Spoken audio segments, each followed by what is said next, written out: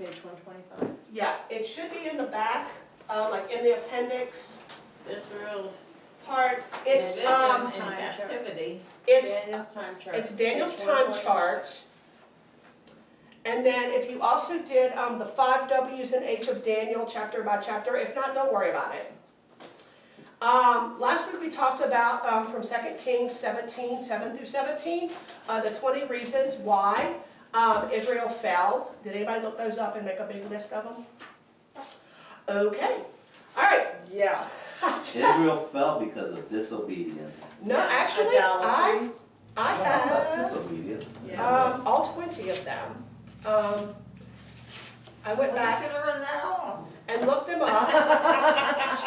It'll be in the book. I'll It'll be in the book. say, if I can, it'll be in the book. Yeah, buy the book. No, there is no book. But Yet. we are going, this is only an overview of the first 6 chapters of Daniel, the first half of Daniel, which is the historical part. They asked in your lessons what kind of writing it was. It is historical prophecy, because the first 6 chapters are history, and the second set of 6 chapters, 7 through 12, are actually prophetic. So it is a historical prophecy, historically prophetic book. We are not going to get really bogged down with a bunch of details tonight, because we've got 6 chapters to get through in an hour and a half, and it really is just an overview. So we are going to we're going to go chapter by chapter for the first 6 chapters, starting in 2 weeks. Next week we have we're going to do an overview of 7 through 12 for next week, and then the next week we start and we do chapter by chapter. So that's when we're going to really get into the meat of it. So right now we're just going to step back, like the book of Acts, we're going to just step back and we're going to look at a big picture of what was going on in that time. So, who was the king of, well, first of all, who besieged Jerusalem? Who what? Who besieged? Who went in and made war against Jerusalem? Nebuchadnezzar. Nebuchadnezzar. Who was the king of what? Babylon. Of Babylon. The first time was when? And that is in You want a year or? just chapter 1, verse 2. How do we know? How do we know? Or I'm sorry, the chapter Yes. 1, verse 1. The king Jehoiakim of Judah. Right, and then his 3rd year. So if you look at that timeline of Daniel, what year would that have been about, roughly? You want a time? Well, it's on, It was 600 Yeah. something. yeah, it's about 605, 606, somewhere around there, BC. And in the first siege, that's when Daniel and his friends were taken, in 605. In 597, that was the second siege, that's when Ezekiel was taken. And other people, he didn't just come and take Ezekiel. And so that's why we're doing Ezekiel next, because Ezekiel and Daniel were pretty much in Babylon at the same time. There's just a couple of years toward the end that I believe it was Daniel that was there longer than Ezekiel. In 586 is when the temple was completely destroyed. That was the last siege. And not only was the temple destroyed, but that is when he took out the last of the people. That's when he decimated not only the houses, the temple, he took all of the relics out, but that's also when they salted the land so the land would not be able to yield anything. And does anybody remember who was left in Jerusalem? Good old weeping prophet. Jeremiah. Jeremiah prophesied from Jerusalem after it had been completely decimated. So, of course, some of his book is before, the majority of his book is after. Because he says, peace, peace. Everybody's saying peace, peace, when there's no peace. So, good old Jeremiah. So, how old is Daniel about this time? 15. He's about 15 years old. So what kind of family was Daniel actually from? Nobility, it seems like. Yeah, because it says in chapter 1, verse 3, it says they took the chief to bring all the sons of Israel, including some of the royal family and the nobles, and they had to be perfect. They had to be good looking, they had to be smart, they had to know a bunch of stuff in a bunch of different branches, they had to have understanding and a discerning knowledge, and they had to have the ability to serve in the king's courts. So he took them first. All the young noblemen, he took them first. Why? What was he going to do? Train them. Brainwash them. Yeah, that's a good word. He was going to brainwash them. Brainwash. And the first thing that he did when he went to brainwash them is he changed, or tried to change their identity. So Daniel, whose name means God is my judge, went to Belteshazzar, which means the prince of a king. Hananiah, whose name means God has been gracious, changed to Shadrach, which means in the command of Aku, who was really one of the main gods, and he was a moon god. Azariah means God has helped. His name changed to Abednego, which means the slave of Nebu, or of Nego, who was another Babylonian king, god. And then Mishael, which means who is as God is, we say Mechamocha, who is like God, changed to Meshach, which means who is like Aku, who is like this moon god. And I think it's really neat, I guess cool, that we always refer to Shadrach, Meshach, and Abednego by their Babylonian names. How are you saying the third name? This one? No, Abednego. Oh, Abednego. We always say Abednego. Yeah, But what's it's- the Bendigo? It's Abednego. The N is not after the. Yeah.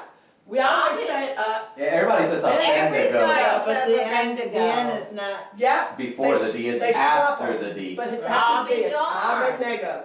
So the correct pronunciation It's is Abednego.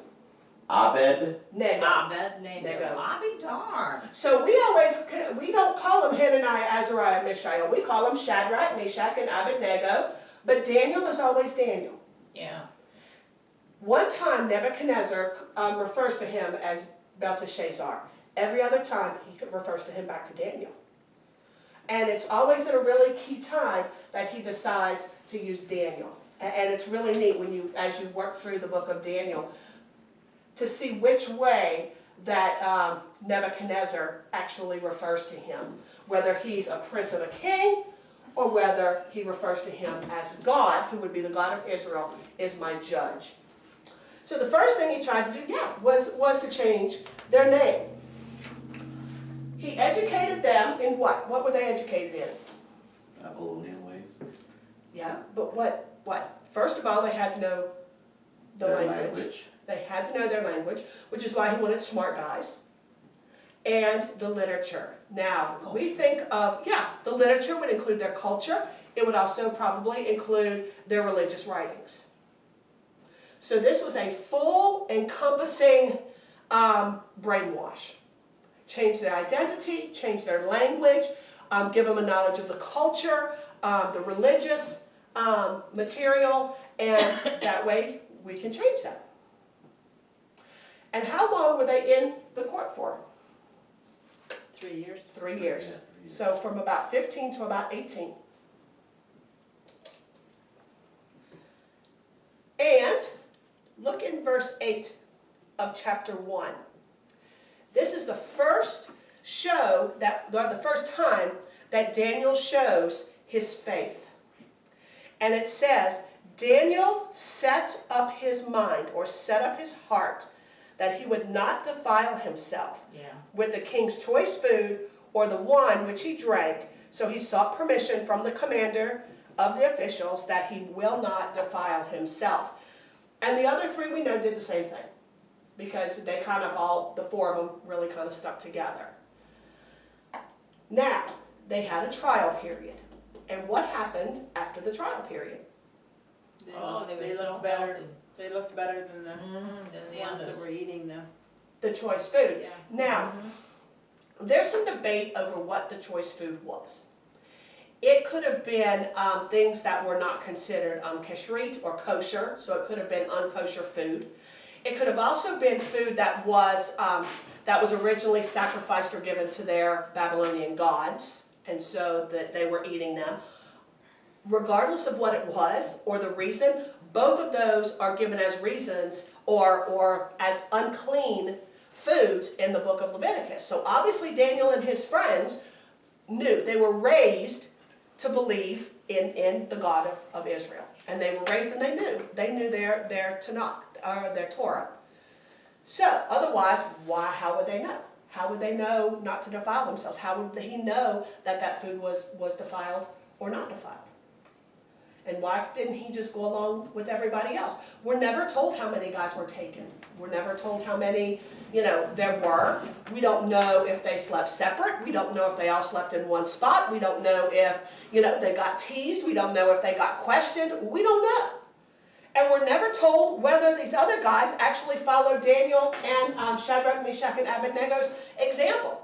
I would assume not, because you would think that if they did, it wouldn't have said in Scripture that they were better than their peers. They appeared better and were better health than everybody else. So I don't think that the other guys, followed their example. I think they enjoyed the food.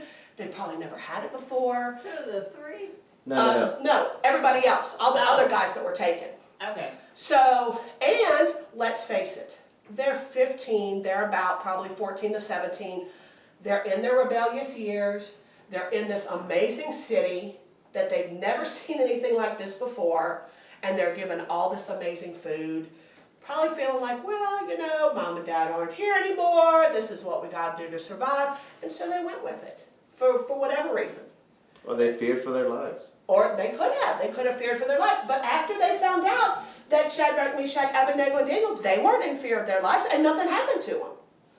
I mean, they weren't taken out, they weren't killed, they weren't, put in prison, so we don't know. I mean, there's a lot of speculation, and we could speculate from now till next year, and we'll still never know. But for whatever reason, they just didn't. So, because, however, they were obedient, what did God do for them? Prospered them. Yeah. It says that God gave them knowledge, intelligence, and wisdom. They weren't only better looking, or better in appearance, better physically, but they were 10 times better than the Babylonian conjurers and the magicians. So they were 10 times better than these men who grew up, probably from a lot younger age, to be these magicians and these conjurers, and they were Babylonians. And yet it says they were wiser, they were smarter, 10 times smarter than the people who were in these high positions already in Babylon. And these aren't Babylonians, and they've only been there for 3 years. How long were you in Africa, right? Yeah, Yeah. How long were you in about Africa? 2 years. Did you completely assimilate to their language, their culture, their everything else in 2 No. years? So you would be able to say that you were 10 times smarter than everybody else who already lived there about everything. And this is only 3 years. So I mean, how else could they have gotten it if God had not given it to them? So, and we have a time reference in chapter 1 that tells us how long Daniel actually served. How long did he continue to live in Babylon and to serve the kings? In verse 21. All his life. No, we have a very, very specific. In verse to the first year of King Cyrus. to the first year of King Cyrus, who was the king of Babylon, No, the king of Persia. Persia. The king of Persia. So, Daniel 2, we have another time reference. And what does it tell us? This time it tells us that we're in what? What year? The second year of Nebuchadnezzar's The reign. second year of Nebuchadnezzar's reign. So, about what time would that be? About what year? 604, 3. 603, 604, somewhere around there. 604, 603. But I thought this is like before they were taken? No, remember when I thought you we, said they were taken like 605. yeah, 605, 606, we count down, We're counting remember? backwards. When Yeah, we are yeah. when we are counting time in BC, Yeah. we I count got that. down. Yeah, I sort of forgot. So everything goes backwards. And the way I explain it to kids is that it's like when the rockets are about to blast off, we count 10, 9, 8, 7, 6, we count backwards to blast off. Well, this is countdown. They to counted a Christ. lot longer than just from 10, but yeah, we're counting down until Jesus shows up. Yeah. And then we count forward. So it's, yeah, doing that time chart and finding like it's been this long was making me buggy. It was making me absolutely buggy to try to think backwards. And do I add the time, subtract the time? It was making me Okay, crazy. so the second year of his reign though, he had not been, He had, well, that was the third, he had just become, I assume he had just become king in the third when year. when, That was the third year of Jehoiakim, who was the king of Judah, is when they were taken in 606. So we don't know who the king was at that point. Of Judah, No, they that didn't have one. took, No, that was it, because it said in the third year of the reign of Jehoiakim, king of Judah, Nebuchadnezzar, king of Babylon, came to Jerusalem and besieged it. And the Lord gave Jehoiakim, king of Judah, into his hand, along with the vessels and. so he must have just become He must have king. just become king. well, but the Because funny, they were there, the boys were there 3 years before in the, Right, yes. Now, so they hadn't finished their training then. no, Daniel and his friends and everybody, because when it all was only the this, second year. If you took him on his first year, and they had 3 Right, years to do their that's- training. yes, he had not been finished yet. They're not done. Good observation. So, what happened? Just overall, what happened in Daniel 2? They had a dream. Oh wait, who's they? He Nebuchadnezzar. had a He dream. had a dream. Nebuchadnezzar had a dream. He was And troubled. what did he dream about? Big ol', was that the statue dream? Yeah, It was a statue dream. And what, now not specific, but what did that statue represent? him and his reign. It was him I and would his say reign, for but the different epochs, honestly, because it was at, each thing represented a different point of time or episode. But it was marked by what? By the changing of what? King. By the changing of kings, Of or the leaders. changing of the kingdoms. Yeah, that's why I said it was epochs. Yes, well, those are just appointed times, those could be any times. But yes, the changing of a king or the changing of the kingdom, or who was in charge. And then of course, so it was 4 kingdoms, but what was the 5th kingdom? Jesus. God's the eternal kingdom, Right. God's eternal kingdom. So who did Daniel give credit for the interpretation of the dream? Did he take credit for himself? No, No. Did he ever take credit? Nope. No, he didn't. So who did he give credit? God. Yeah, God. It says the God of the heaven who reveals all mysteries. So, what happened to Daniel and his buddies after he gave the king not only the interpretation of the dream, but he actually told the king what he dreamed and the interpretation of the dream. So, what happened to Daniel and his buddies after that? they were promoted. Yeah, they were promoted. And the good thing is they didn't die, because they were all pretty much ready to be killed, but they didn't die. Daniel was made the ruler over the province, and he was made the chief prefect over all the wise men. Shadrach, Meshach, Abednego were put over the administration of the province, while Daniel was in the king's court. Did anybody realize, or did anybody mark any of, see some key phrases or some key words, something that was repeated over and over and over again in chapter 2? We see king a lot, we see the word dream, kingdom, interpretation, the God of heaven. Why would Daniel refer to God as the God in heaven? Because their gods were tangible gods. Well, the moon god wasn't. Right, but they would sell a statue of him. Yeah, And did they ever have statues of? no. No, they didn't. They didn't. And where did they believe the gods lived? In the land. In the land. Well, by defeating Israel, who would Babylon have thought actually won the war? Their God. Their God, and not necessarily against the people, but their God, whether it was Nebu or Aku, would have defeated the God of Israel. And so Daniel's saying, our God is not stuck in Israel. Your God did not beat our God. Your God did not conquer or defeat our God, because our God is in heaven. Our God is not locked in to a land. Our God is in heaven. And that's the God I'm talking about. And who was their main God? The one guy And where would the moon be? in heaven. Almost direct defiance to, okay, yeah, you've got this God of the moon, but our God is the God either of the heaven or of the heavens, of all of it. Not just one little tiny piece of it. So, how does Daniel 1 relate to Daniel 2? Where does Daniel 2 kind of come in relationship to Daniel 1? Does it come before Daniel 1, after Daniel 1? Where does it come? Daniel 2 comes after Daniel 1. No, but I think the time frame, Yes. just said he was not finished with his training yet, but yet he's interpreting his dream, so it's kind of like in the middle of, Oh, during? Right. But see, during his first 3 because years. after his dream interpretation, they were promoted, you know, into the king's court. Right. So,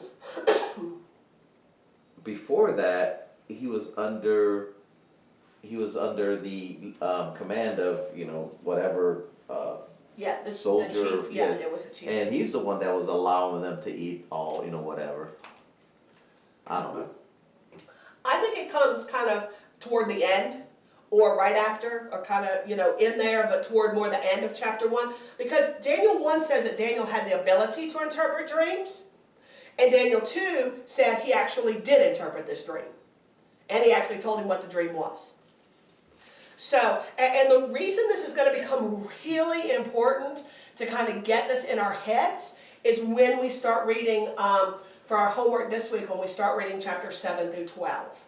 That's when we're going to, because I will tell you now, 7 through 12 actually happened in the middle of 1 through 6.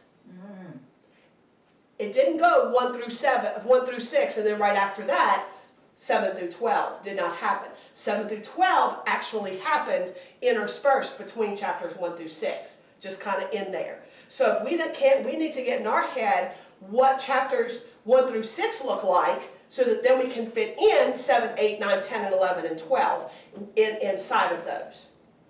I know, Marge, she's looking at me like, but I promise, it'll work. I I'm promise, I thinking, promise. when do I have time to do all that? Yeah. That's what I'm thinking, it's You like, just pray, Whoa. and God will go like, wow, here. Because I will tell you, and this is kind of an aside here, and then we'll get back to Daniel 3, but I was sharing with Marge that I had nothing on my calendar for 2 weeks, nothing. I was like, wow, cool. I have been out of my house every day for 2 weeks. This week was like crazy stressful because things just happened that had nothing, it wasn't our fault, but we just had to keep doing things over and over because people were not doing what they were supposed to do. Anyway, so I was like, how am I ever going to get this done? I mean, I don't know. Because it usually takes me, I try to get it finished Monday, Tuesday, Wednesday. So that Wednesday, I can look over everything, get everything printed out. So Thursday, I can look, but I'm like, well, Thursday, I'm not even going to be home. So I was really stressing about this. God gave this to me over the course. Monday, I did all my readings. God gave this to me completely, like done, typed, printed out in my folder within an hour and a half. Wow. And I was like, okay, God, we got this. This is good for me because, wow. So, all of that to say, you know what, when you pray and you just say, God, I got to get this and I don't know how, and He will hand it to you on a silver platter. I didn't have silver paper, so He gave it to me on a gold platter, but he will. And I was amazed. And Sorry, Martha. No, I can call her Martha. okay, so Daniel. That part. Daniel chapter 3. Where does this look like it appears with chapter 1 and 2? Where do you think chapter 3 kind of fits into everything? It's like right at chapter 2. So you think it's probably just like right after it? Yeah, I think Or- it's like right after.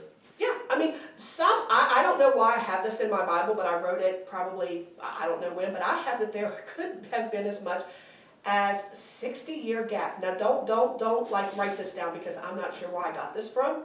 But I don't think that now, so who knows. I'll have to go scratch that out. so, I mean, he had this dream about this statue, Right. And then once he interpreted the dream, he went out and made the statue. That's It my sounds thought. to me like he just did it. See, that was my thought. That was my thought. My thought was when Daniel tells him this head of gold. That's you. Yeah. That's It's you. you. Go for it. Yeah, and it was this big, huge statue. I'm with you, Marge. I think he probably thought, you know what?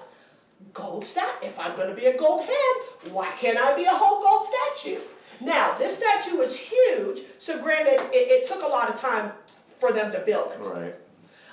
And we know it was in his image, so it was forged. I mean, it was huge. So we know it took time.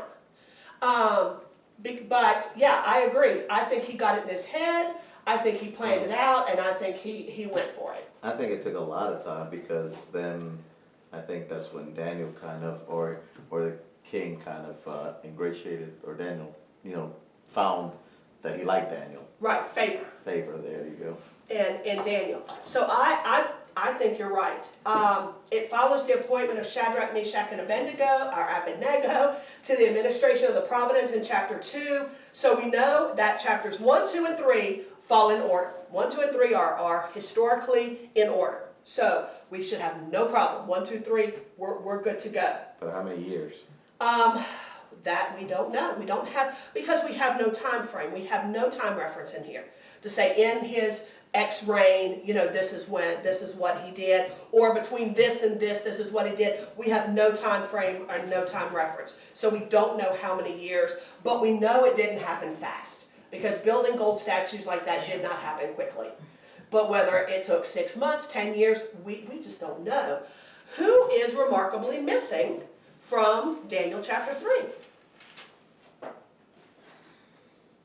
Daniel. Daniel, yeah. Daniel. Daniel's Shadrach, missing. Meshach, and Abednego. Where in the world is Daniel? We have no idea.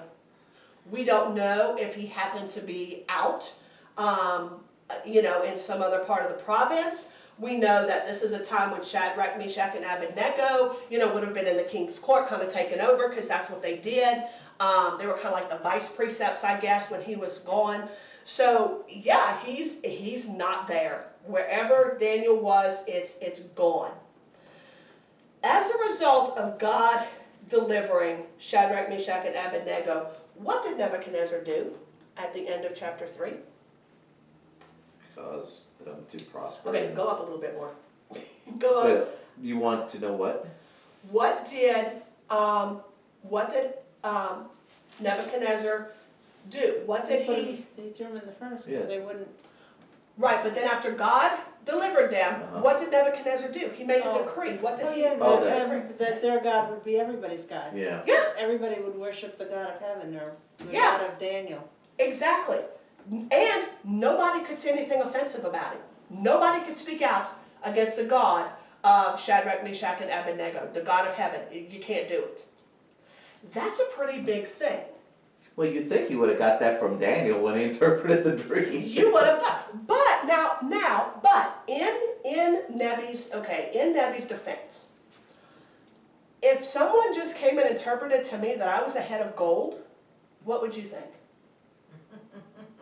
I'm pretty important. Exactly. So I don't think it's that big of a leap to say, if I'm going to be a head, why not the whole thing? And if I'm gold, which is precious, then why wouldn't somebody want to worship me if I'm that good? I'm the head, I'm not the foot. I'm not the part that was, bowled over. So I'm the head, I'm here. So why not? So I don't think it was that big of a leap for him. But then God humbles him. God humbles Nebi by delivering Shadrach, Meshach, and Abednego. And not only, we'll get into that when we talk about chapter 3. It's really, really hard for me not to say a lot. Be quiet. I can vouch.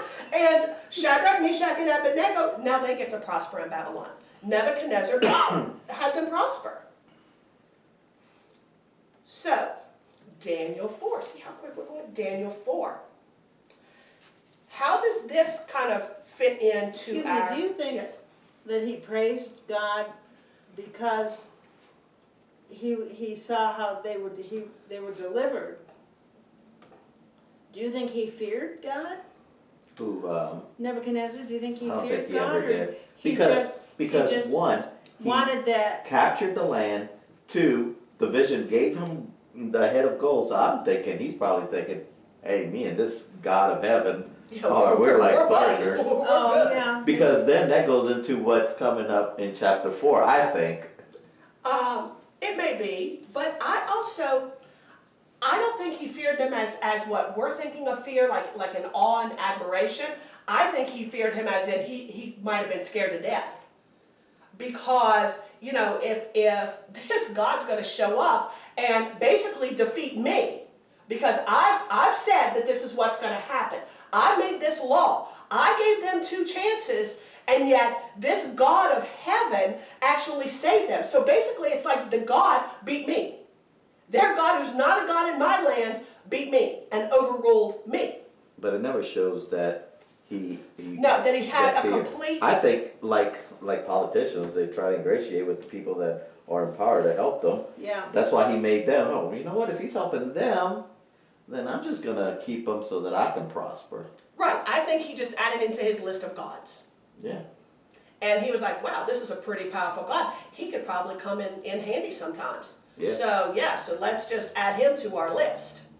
But to revere him as the one true God, I don't think he did. No, I don't No. think he did either, but I I don't thought think maybe he was just fearful that he better kiss up here or Yeah. he's gonna end up, Just like them. Yeah. He's going to end up in the fire. Yeah. Exactly. I think so too. I think there's a difference between the reverential awe and fear that we have for God and the fear that some people have of God. That they're just scared. That if they don't do it, you know, down comes his wrath and, you know, we're going to be, you know, zapped or whatever. When we have awe, and our fear is a reverential fear because we understand who God is. Or we don't, to the best of our ability, we understand who he is. So, Daniel chapter 4, who is still king? Nebuchadnezzar. Nebuchadnezzar. So this is still during his reign. So where do you think this kind of falls in with 1, 2, and 3? Where do you think this kind of fits? I still think we're moving forward. So you think it's Okay. chronological 1, 2, 3, I and think not 4? so far it's still chronological. I don't see I haven't read anything in this that shows any backwards. No, I don't think so either. Who does it seem like actually wrote this chapter though? Nebuchadnezzar. It does. It I seems mean, like it sounds like Nebuchadnezzar. his narrative. It really does. He at least wrote part of it. It says, I, Nebuchadnezzar. Yeah. So, Yeah. so I don't know if, and nobody knows, I mean, again, it's speculation, whether he wrote this maybe in a, like in a journal or a diary, that maybe as because of his position, his high position, Daniel was privy to reading or Daniel was privy to seeing. We don't know if, you know, we obviously know that Daniel didn't write this as things were going. You know, this was a look back and him writing it. So maybe he found it later and put it in and was like, wow, okay, this is really, you know, we need to have this in here as the history.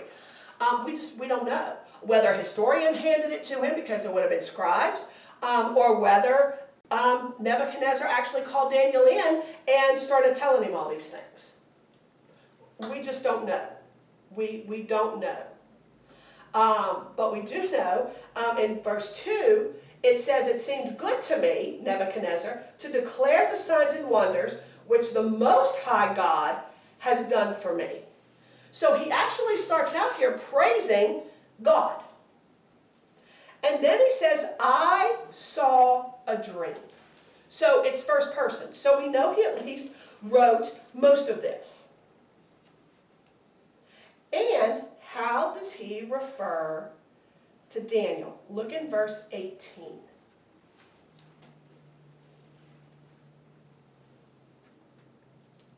He is Belteshazzar. Yeah. He refers to him as Belteshazzar. And that's why I also believe that this came from Nebuchadnezzar. Because I don't think Daniel would have referred to himself that way. I think it would have been, you know, I went and interpreted, or if he was going to do it kind of as a third person, I think he would refer to himself as Daniel because he does anyway. Which is kind of funny on 19. Then Daniel. But then Daniel, Yeah. whose name is Belshazzar. Yeah, like you said, he might have, when Daniel wrote this, got this from a journal or something that Nebuchadnezzar wrote. Yeah. personally. And maybe Daniel put in the fact that Daniel, whose name was Belteshazzar, Yeah. just so that people Yeah. would know who he was talking about. Okay, now it's me, I'm talking. So again, speculation, but it is really interesting to look at it. It's really interesting to kind of see. So, what happened? Just very briefly, what did he have? This is another what? Vision. It's another vision. And what was the purpose? Oh, and who interpreted it for him? Belteshazzar. Belteshazzar, Daniel, interpreted it for him. So what was the purpose of this dream? What was God trying to show Nebuchadnezzar? And it's actually a repeated phrase. It's a phrase that's in verse 17, it's in verse 25, it's in verse 32, and it's really the purpose of Daniel, really. So what was the purpose? What was God trying to show Nebuchadnezzar? Who's really in charge? Who's really God? Yeah.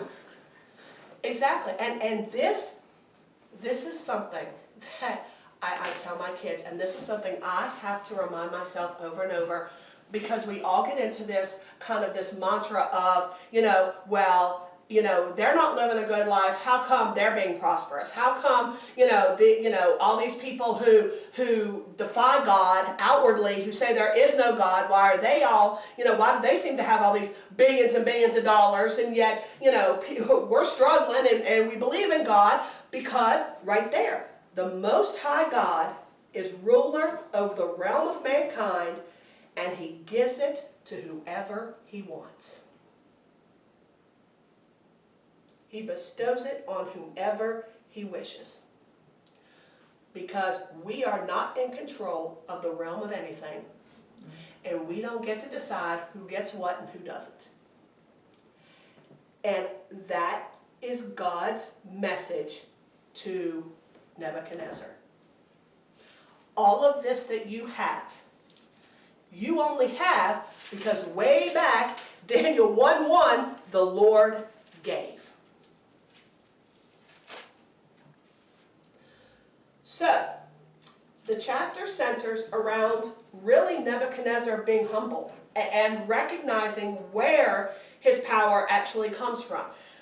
God really emphasizes his sovereignty in this chapter. I tell the kids, the little ones, that sovereignty means God has the right and God has the might to do whatever he wants. God sits on the throne and he does whatsoever he pleases, and that's Psalms. So, not Nebuchadnezzar, who had, not any of these other kingdoms that were set up on this statue. It belongs to God. God's in control, not us. He is God. We are not. And Nebuchadnezzar found that out firsthand. And it wasn't pretty. I don't want to be humbled that far. I don't want to have to be humbled that far. I heard something the other day that was funny, and it said, humility is like underwear. Everybody should have it, but it shouldn't show. Oh, that's good. Yeah. That's good. So, humility is like underwear. So I'm going to tell my kids this tonight. Humility is like underwear. Everybody should have it, but it shouldn't show. I'm going to tell. What does that mean? I'm confused. Because if you have humility, you don't go talking about how humble you are. That would be the opposite of But humility. then I want people to know that I'm humble. Then you're not being They humble. they I will want them to know know. how humble I am. They'll know. What's it that church used to always say? It's hard to be humble when you're from West Virginia. It's hard to be humble. Yeah. So, where does this chapter fit in? So where does chapter 4 fit in with everything? Are we still sequential? Are we still moving forward with things? Yeah, I think so. Chapters 1 through 3 probably don't have a whole lot of time in between them, but I do think that chapter 3, between 2 and 3, with this building of the statue, I think had some good time between it. We don't know how long all of this took, because we don't have, chapter 2 was the last time we saw any kind of a time phrase, and that was it. We don't know. But we know that Daniel chapter 4 actually lasted at least 7 years. Because after Nebuchadnezzar had the dream, it said that he kind He had of 7 stayed. years. Right, well, he had Yeah. 1 year that he was kind of humble, and then he made that grand declaration, and God humbled him for 7 years. So we know that chapter 4, whenever it started, it spans 8 years. At least 8 years is what it spans. He forgot that he was supposed to be humble and he got a little. Yeah, he got carried the, away. yeah, and isn't it, I probably shouldn't say this because we'll talk about, but isn't it, I don't want to say odd, because God is not odd, but isn't it interesting that he only sort of messed up once and God humbled him for the 7 years? You know, he was patient. We talked about this last week. He was patient with Israel, the northern kingdom. He was for hundreds of years. He was patient for 200 something, almost just under 300 years. He was patient with the southern kingdom, with Judah, for 500, almost 600 years. He was patient with Nebuchadnezzar for about that long. Yeah, well, Nebuchadnezzar wasn't one of his people. Exactly. Yeah, he wasn't. You're exactly right. And God maximizes situations too. Yeah, and boy did he ever. Yeah, and he warned him, who was fair. Yeah. Yeah. Just because, you have short-term memory that can't last longer than a year doesn't mean God has a short memory at all. So, then we got to chapter 5. Now, who is in charge in good old chapter 5? His son. His son. Yeah, I thought that was interesting because it just went, it doesn't even say,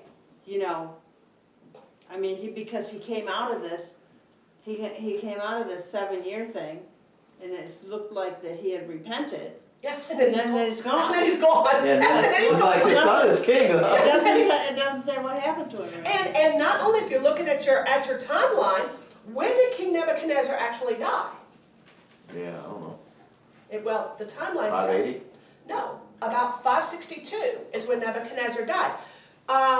So that's 30. And there were 40. 3 really short-lived kings, like really, really short-lived, between the time Nebuchadnezzar died and Belshazzar actually became king. Oh, really? His son. There were 3 other little tiny, tiny kings. Do you see that on your Yeah, down here, timeline? they were evil. Yeah, there were 3 really evils. This guy and this. And then Belshazzar. So when did Belshazzar when did he reign? Looked like it was 562. Oh, No, that was Belshazzar. after that. Yeah. After that. Okay, 553 it says. Yeah, about 553 to about But there's a 559. period there where there isn't a king. Oh, Well, there's a period there when there's actually 2 people in charge. So the 3 kings too were in charge at the same time? Because there is a co-regent called Nabonidus. yeah. If you look, Nabonidus was actually a co-regent, So, which explains okay, why. he overlapped this last king. Right, and he overlapped Belshazzar. So, Belshazzar, we know now when chapter 5 actually started. Because we happen to know in chapter 5 who dies. That guy. Belshazzar dies. So if Belshazzar died in 539, then we know chapter 5 happens in 539. So we know that. Well, before that, wouldn't it? That's No, it says 16. on this night he died. He threw the feast and he died. But we don't know how long he was, okay, so that's Wow, the that end. means That's the point, end, that's the end That's of him. the end of him. Daniel is about 80 around that time then. Not quite 80, in his 70s, but not quite 80. Well, if the siege was around 605 and he was 15, And now we're at No, 539. it's that's 539. 61 and 15 is 76 years. Yeah, 76, not quite 80. That's not old. No, but I'm just talking about, that's a long time to be serving the court at that time. Now, 76 is middle age. But the fact that he was a co-regent, that Belshazzar was a co-regent with Nabonidus, that really makes verse 16 make sense at the end when Belshazzar tells him, if you can interpret what this hand is saying, I will make you the 3rd ruler in the kingdom. Okay. Who was the second? 'Cause we've got Nabonidus two. was his co-regent. Ah, Belshazzar was the head. So, yeah. Nabonidus was his co-regent, and so they would have had a triumvirate, yes. So that's why that makes sense. Because if we just read this, we're like the third ruler, so does the queen count? Or who is the third ruler? But this makes it very obvious when we look at the timeline that there were already two people who were serving. Now, we are not told that Nabonidus actually dies on this night with Belshazzar, but it doesn't matter because what happened? King Darius. Well, the kingdom was taken over, so Oh, it yeah. wouldn't matter if he died or not. He still wouldn't be in charge. Yeah, by the Mede. Yeah, by the Medo-Persians, there was a double kind of, they were a coalition, more or less. So, and you've already answered, King Darius, and he was the Mede part of the Medo-Persians. And so what was King Belshazzar doing that made God angry?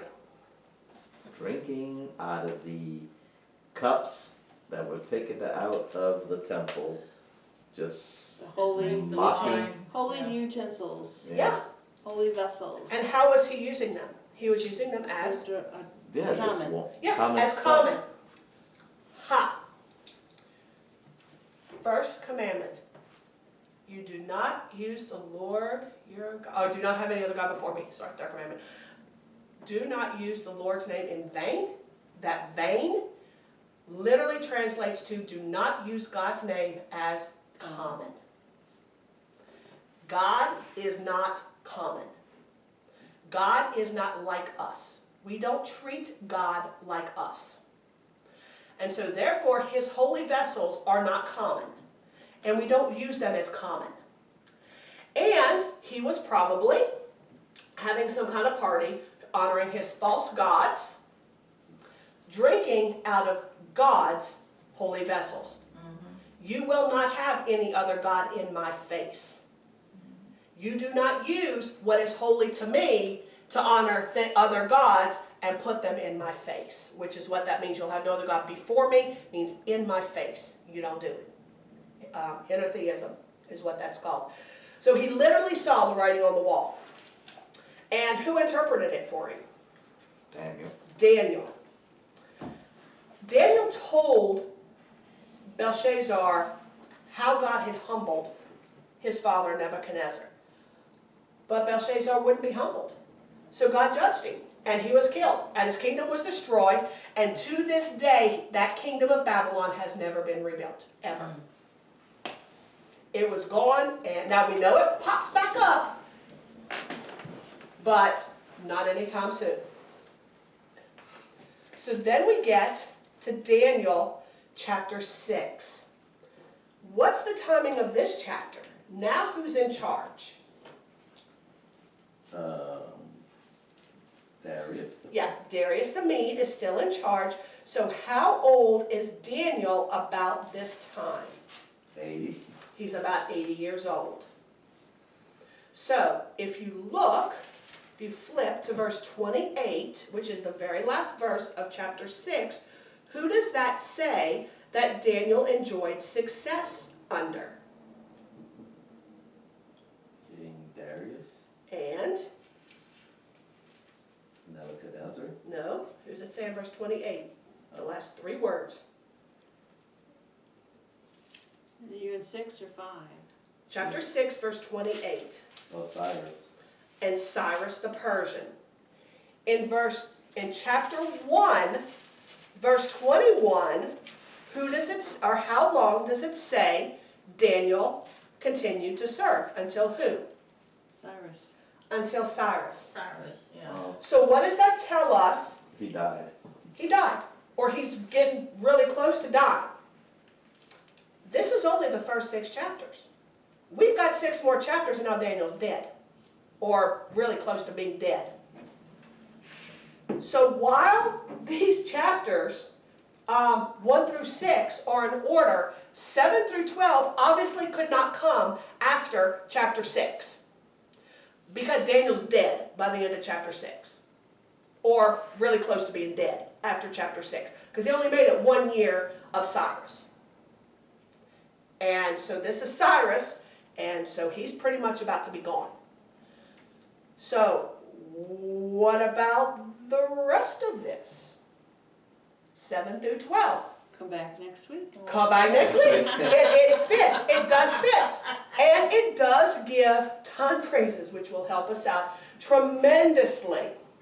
So, what does, oh, it would help if I turned the page, wouldn't it? So, what is this chapter? Chapter 6 is the famous Daniel chapter that seems like this is all we ever teach of Daniel. The Lions. The lion's den. Oh, yeah. The big lion. Man, Daniel was old. You know what? He was old when he was thrown in the lion's About den. 80? It Well, almost somewhere shows like a between little 76 kid and in the 80. lion's den when they talk Yeah. about Daniel. But he Yeah, wasn't. yeah. He was old. And He the lions were was in like, there. no, he's too old. Yeah, there couldn't have been much left to him. So it's like, the guy is old, why are they plotting against him? Because he's powerful. Because he's powerful and they didn't know how long he was going to live. I mean, really, to be dead by 80, 81 is really, really, really young. As far as, you know, the length of time people lived during this time. 81 was nothing. Right. 81 nowadays really isn't that old anymore. So, you know, they didn't know. And how long was he going to make their lives miserable? Mhm. And then what was going to happen when he was dead? We don't hear about Shadrach, Meshach, and Abednego again once they get out of the fiery furnace. We have no clue what happened That's there. right. We Yeah, never they hear kinda about it. disappeared. So we don't know if they were with Daniel. We don't know if they got promoted someplace else. We just know that it says that that they prospered, that Nebuchadnezzar caused them to be prosperous and to prosper in Babylon. Did they get married? I mean, we know that, or we've never read that Daniel got married. We never read he even had a family. It's always just kind of him. So chances are he probably didn't get married, and he didn't have children. But they might be wondering, you know, if he's this popular, then how much influence is he having on the person who is going to take his place? And where does that leave us? Because he's a lot smarter than we are. And again, we don't know where Shadrach, Meshach, and Abednego are at this point. But this is not the first time that we saw a pagan king witness God's deliverance from death. And somebody decreeing yet again that his people have to reverence the living God of Daniel. They do it over and over, but do they really? Do they really ever revere God as God? So, to wrap it up, because I really want to get into this one thing that's at the bottom of your paper. Daniel 1 through 6 covers about 65 years, from about age 15 to about age 80, 81. It's about earthly kings, mainly the Babylonian king, over whom the king of heaven actually rules. Daniel interpreted dreams, he interpreted visions, he revealed future kingdoms, he revealed God's eternal kingdom. Now, what I want to show you, and what's on the bottom of your paper. These papers that you. Yes, I'm sorry. Oh, yeah, the papers I never bothered to give out. Yes, those would be the You papers. have I one? gave out. Oh, okay. That's That- only one. I have one. That would be the paper. I feel it. Hey. Oh. Oh. And I'm going to cheat because I never make myself copies of anything. Alrighty, so I'm going to cheat. In Scripture, this is not the only place that this happens. But in Scripture, we have this sort of structure, I guess you want to call it, called a chiasm. It's called a chiasmic structure. And the reason it's called a chiasmic structure is because it's shaped. This is, well, it's kind of fancier than that, but for all intents and purposes, this is the Greek letter chi. And so when we look at chiastic arrangements, we are looking at kind of half of it. So we're kind of looking at something like this. And I think I gave you the definition. A chiasm is nothing more than a repetition of similar ideas in reverse order. So if you look on your paper, and I wrote this down, it's down here, this chiasmic structure. A is going to match up with A. B is going to match up with B. C is going to match up with C. And if we had a D, I mean, these, I've seen these, the one we have for Revelation, I think, goes all the way to like L or M. So it can be as big as you want. Yeah, that was Who a said little, that, who figured this out? not me. One of my professors, when we were doing Okay. it. But I'm sure somebody, somewhere, he probably learned it from somebody else. So if you look at the A's, A in chapter 2, verses 4 through 49 is a dream about the 4 earthly kingdoms and God's kingdom. And then the other A that it connects to is a vision about the 4 earthly kingdoms and God's kingdom in chapter 7, verses 1 through 28, which should give you a hint because we haven't gotten there yet, but I didn't want to wait till next week to do this. The B's are both stories. But the first B is about the Jews who remained faithful in the face of a fiery death in chapter 3. Then that matches up with chapter 6 when a Jew remains faithful in the face of a lion's death. Then the C's go together, and they're both part of the story. They weren't a vision or a dream. I don't mean story as in it didn't happen. I mean it's just not a vision or a dream, so it's part of the narrative. In chapter 4, a royal pride was humbled, and that was Nebuchadnezzar. And then in chapter 5, the royal pride was humbled, and that was Belshazzar. But if you look at the references on the right, they go in order. Chapter 2, 3, 4, 5, 6, 7. So it's the ideas that connect together, just in reverse order, so that the A's match, so the beginning and the end match, the thing in the middle matches, the B's, and then the C's, and you could go, like I said, Revelation goes all the way to M. And it could take a whole lot more than 5 verses, or 5 chapters.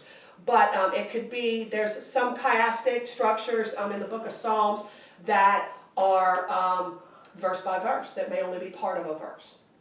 And then the chiasm that it matches up to may be just in the very next verse. So it's just kind of these parallel structures, these similar ideas, but they're in reverse So order. what is the definition of this chiastic structure? Okay, a again? chiastic structure is a repetition of similar ideas in reverse order.